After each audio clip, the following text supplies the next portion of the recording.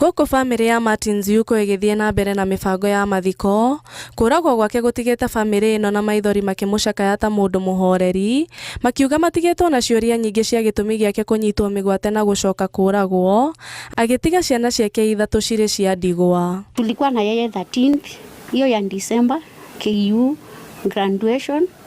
After that tuliachana na yeye akaenda Mlolongo kufanya kazi na sisi tukarudi huku nyumbani. Tunakuwa tunamuitanga akakuja akatusaidia. Na hiyo kijana tangu nilisikia akisaliwa ni mama yake, si kusikia iko na shida. Tuliendelea na yeye tukaona ni kijana. Family ĩno ĩrauga matirĩ na macokio ma ũrĩa mwana wao oragirwo na mwĩrĩ wake gũcoka gũtigwo nyũmba-inĩ ya kũiga mĩĩrĩ ya City mũciĩ-inĩ wa Nairobi. Lakini what is wondering us, tunaambiwa ako mortuary na ako na hizo manguo, and we know that mtu akiwa mortuary ako angi na manguo kama amekaa hiyo for this time. Kuonekana kwa mwĩrĩ wa Martin na wa Justus Mutumwa, arĩa nĩ amwe ya arĩa manyitirwo mĩgwate mwena wa Mlolongo mweri ũmwe mũhĩtũku, nĩ kuonekete kũrurumũra ironda na thirikari ĩgathiĩ na mbere na gũkĩrĩrwo nĩ ciĩko ici kuongerereka ona thutha wa mũnene wa bũrũri President William Ruto kwanĩrĩra ciĩko ici gũthira.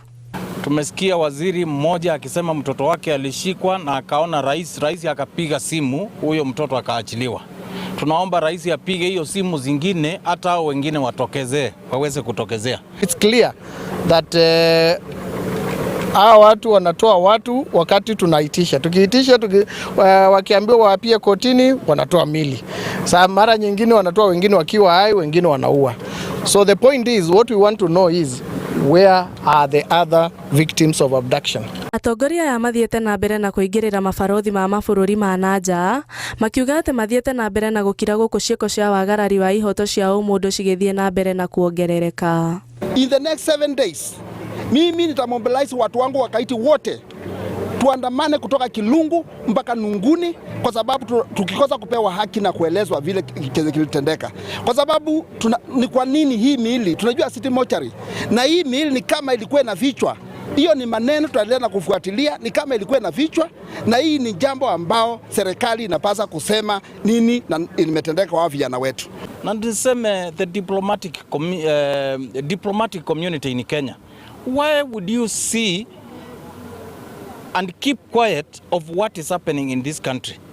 Kenya inatembea kila mahali inasema inaweka amani. Amani gani wakati mnaua watu ambao mnapaswa kuwashughulikia in terms of security? Ngĩribotera Inooro TV, Njĩtagwo Wanjikũ wa Mwĩhaki.